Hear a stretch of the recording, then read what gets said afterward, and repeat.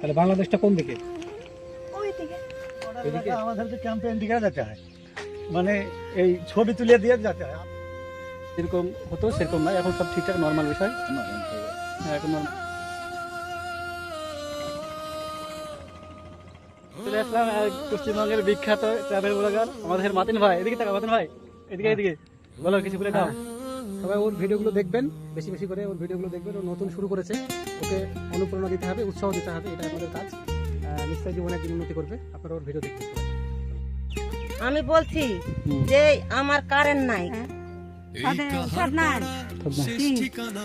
ভারতের শেষ গ্রাম ওপারে বাংলাদেশ দাঁড়িয়ে হ্যালো বন্ধুরা, চলে এসেছি আজকে আমরা নতুন একটা জায়গা, একদম বাংলাদেশ এবং ইন্ডিয়ার বর্ডার, যেটা বলা হয় কাহারপাড়া বর্ডার। এবং সেখানে চরণদালপুর রয়েছে, সেখানে চরখানপুর রয়েছে, এছাড়া সেখানে বিভিন্ন জায়গাগুলো রয়েছে, সেগুলো একদম বর্ডার। তার একদিকে দেশের, একদিকে বাংলাদেশ বর্ডার। এই সমস্ত জায়গাগুলো আমরা দেখে দেখে চলো লেটস স্টার্ট। তো হ্যালো বন্ধুরা, আমরা চলে এসেছি একদম কাহারপাড়া ব্রিজের একদম একটা আছে ওইদিকে, যেটা ডান দিকে আছে ওটা কাহারপাড়া ব্রিজ পার হয়ে ওইদিকে হারুডাঙ্গা আছে। হারুডাঙ্গার কাছে হচ্ছে আমাদের বাংলাদেশ এবং ভারতের 0 পয়েন্ট। ওই জায়গায় আমরা তোমাদেরকে নিয়ে যাব, তো ধৈর্য ধরে ভিডিওটা অবশ্যই দেখবে। আর এই রাস্তা দিয়ে বিএসএফরা যাওয়া আসা করে এখন পর্যন্ত, এখনও করে, তবে এখন একটু বন্ধ আছে, তো দেখতে পাচ্ছ। তো চলো আমরা গিয়ে দেখি। তো আমরা চলে এলাম সে হারুডাঙ্গা নাকি, হারুডাঙ্গা গ্রাম। তো আমার এখানে একজন দাদাকে পেলাম, তো দাদার মুখ থেকে শুনবো যে এই গ্রামের কীরকম অবস্থা নাকি। দাদা দাদা বলেন, এখানে কোনো অসুবিধা হয় নাকি? আপনার সব ঠিকঠাক আছে তাই না? এরকম না, এখন সব ঠিকঠাক নর্মাল বিষয়। হ্যাঁ, এখন নর্মাল বিষয়। আর এই হারুডাঙ্গা পার হয়ে আরও একটা ওইদিকে একটা গ্রাম আছে, কী নাম বলে? দুর্গাপুর আছে। দুর্গাপুরও আপনার ভালো এলাকা। দেখেন তার কথা সামনে ওই বাসঝাড়ের পাশে, বাজার পর থেকে মেলা দিয়ে এই সাদা ঘরটা দেখতেছেন না? হ্যাঁ হ্যাঁ, ওইটাই তার কথা, তার কথা। সাদা ঘরটাই এখান থেকে 0 পয়েন্ট মোটামুটি আরও 1-8 কিলোমিটার যাবে। হ্যাঁ, ওদিকে 1-8 কিলোমিটার গেলে 0 পয়েন্ট পাওয়া যাবে। তো আমরা একবার দুর্গাপুরে ওইদিকে একবার যাওয়ার চেষ্টা করবো। যাবো যাবো না, আমার মারবে না। এটা হচ্ছে এই যে হারুপাড়া গ্রাম। হ্যাঁ, এই হারুপাড়া গ্রামটা পার হয়ে আমরা এইদিকে চলে যাব নদীর চরে। আর ওই দিকে যেটা তো আমার দেখেছিলাম বাংলাদেশের কাঁটাটা, আর এই দিকে তোমার এই সাইডে এই দিকে যে বাংলাদেশের বাড়িগুলো। হ্যাঁ, ওই যে বড় বড় এই কিছুটা টাওয়ার করে দেখা যাচ্ছে না আমার, ওই যে মাথার ওই কোনাটা টাওয়ার, ওগুলো হচ্ছে বাংলাদেশের টাওয়ার। সোজা যে মন্দির আছে একটা, মন্দিরের সোজা দেখা যায়, কিন্তু ওখান থেকে বাংলাদেশের বিল্ডিং দেখা যায়, সব বাড়ি দেখা যায়। বাড়ি দেখা যায়? ও, তার মানে তোমরা ওই কাছাকাছি গেলে বাংলাদেশের সম্পূর্ণ বিল্ডিং সব দেখতে পাবো, তাই তো? তুমি কোন ক্লাসে পড়ো? ফাইভে পড়ো। তাহলে বাংলাদেশটা কোন দিকে? ওইদিকে। ওইদিকে না, তো আমরা এই রাস্তা হয়ে একদম বালুচরে যাব। আমাদের এখানে একটা ভাই আছে, হাই কাট করতে। হ্যাঁ, এর পাশে বর্ডার আছে। তো আমরা এখন যাবো ওই চরের দিকে। হ্যাঁ, তো এই যে মন্দিরটা আমরা ছেড়ে আসলাম, তো এইদিকে গ্রামের এই দেখতে পাচ্ছি, এদিকে বাংলাদেশের এই যে ঘরগুলো আছে না, সে বাংলাদেশের টাইপের মতনই আছে। তো এই যেহেতু এটা চর এলাকা, অতটা ঘর বাড়ির উন্নতি নেই, যা আছে ভালোই আছে। আমরা যাই ওদিকে দেখবো এবার মাঝহাট দেওয়ার। আর এখানে এটা বটের গাছ। তো এই বটের গাছ দুটো আছে জোড়া। এই যে পাকড় গাছ, তো এই পাকড় গাছের ডান দিকে দেখতে পাচ্ছ সবই হচ্ছে চর, বালুর চর। হ্যাঁ, আমরা ওই সাইডে একটু যাবো।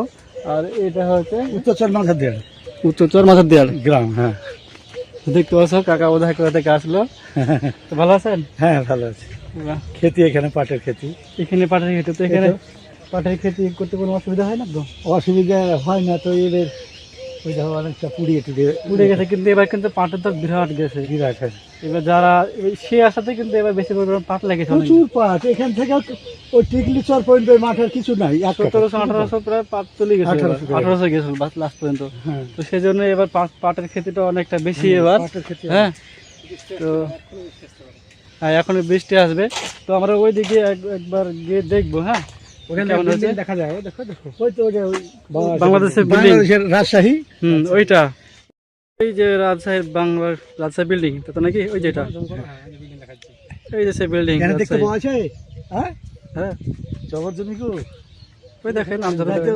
বিল্ডিংটা হ্যাঁ বিল্ডিং দেখতে আসলে যে বাংলাদেশ দেখা যায় ভারত থেকে তো ওইটাকে সবই হচ্ছে বিল্ডিং ক্লিয়ার নাই এখন ঝাপসা ঝাপসা হয়ে গেল। এই যে এই মেঘলাটা হলো তো না তো যে বর্ডার এলাকা আমাদেরকে ক্যাম্পে এন্ট্রি করে যেতে হয়, মানে এই ছবি তুলে দিয়ে যেতে হয়, আবার আসা ছবি তুলে নেবে, তারপরে খাতার এন্ট্রি কাটিয়ে দিবে, তারপরে বাড়ি যাবে।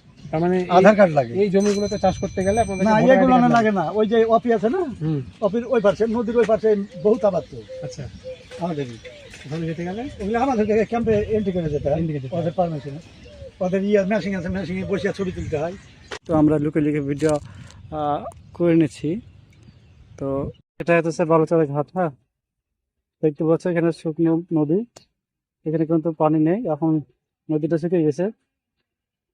তবু কিন্তু রাস্তাগুলো এখন পর্যন্ত ঠিক হয়নি। বর্ডার এলাকায় সাইডে হচ্ছে ভারত আর এই সাইডে হচ্ছে বাংলাদেশ। দারুণ। এখন যাচ্ছি সেই নদীর চরে, চলো দেখি গিয়ে। তো বন্ধুরা আমরা ফাইনালি চলে আসলাম একদম একদম চর এলাকায়। চর এলাকায় চলে আসলাম। দেখতে পাচ্ছি নদীর জলগুলো। আমাদের এই যে ডিঙি নিয়ে চলে আসছে আমাদের একটা ভাই, পশ্চিমবঙ্গের বিখ্যাত ট্রাভেল ব্লগার আমাদের মাতিন ভাই। এদিকে তাকা মাতিন ভাই, এদিকে এদিকে বলো, কিছু বলে দাও। সবাই ওর ভিডিওগুলো দেখবেন, বেশি বেশি করে ওর ভিডিওগুলো দেখবেন। ও নতুন শুরু করেছে, ওকে অনুপ্রেরণা দিতে হবে, উৎসাহ দিতে হবে, এটাই আপনাদের কাজ। নিশ্চয়ই জীবনে একদিন উন্নতি করবে। আপনারা ওর ভিডিও দেখবেন সবাই। বর্ডার পাড়া কালুঘাট এই বললেই সব এই রাস্তা, এই রাস্তা এই ঘরের ইয়েতে জল চলে যায়, উঠানে জল চলে যায়, এই গর্তকে জল জমে। আমি বলছি যে আমার কারেন্ট নাই, কারেন্ট আমরা পৃথক হয়ে এসে এখানটায় বাড়ি করেছি, এবার কারেন্ট নাই, আলা নাই। দরখাস্ত করেছি, টাকা জমা দিয়েছি, বলছে পোল আসবে, মিটার আসবে, এখনো পর্যন্ত মিটার আসছে না, অন্ধকারে থাকছি। তো এরকম অবস্থায় বর্ডার পাড়া এলাকায় এই দেখেন, এই আমার গর্তকের মধ্যে বাড়ি করেছি, তো গর্তকে বৃষ্টি হলে জল এক কাছা করে জল হয়ে যায়, এই জলের মধ্যে থাকি। এখানে যদি একটা পাইপ দিত তাহলে আমরা ওই পাইপে জলটা নেমে যেত গঙ্গাতে, তাহলে আমরা একটু শুকনো। তো ভাই দেখতে পাচ্ছ যে আমাদের একটা জেলে ভাই মাছ ধরছে। হ্যাঁ, তো চলে গেল। তো ওদের জীবন একটা জীবিকায় এই নদী বিরাট বড় একটা ভূমিকা পালন করে, দৈনন্দিন জীবনের চাহিদা পূরণ করে। এই হইতেছে গঙ্গার জল। এর আগে যেটা করেছিলাম সেটা হচ্ছে ভৈরব নদী, আর এটা হচ্ছে গঙ্গা নদী।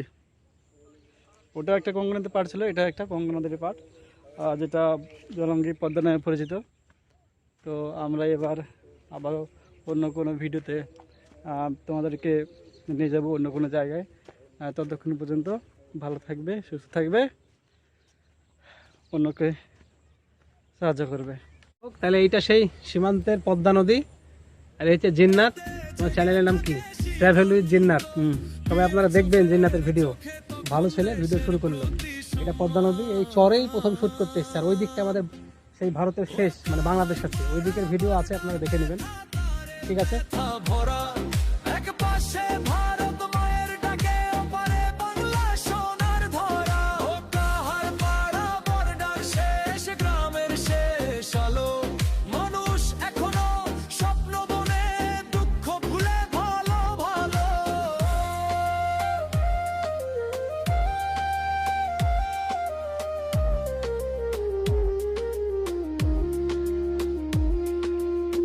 ভোরের বেলা জান ভেসে আসে দুই দেশ জুড়ে, শিশুরা খেলে ধুলো মাটিতে, কষ্টগুলো দূরে।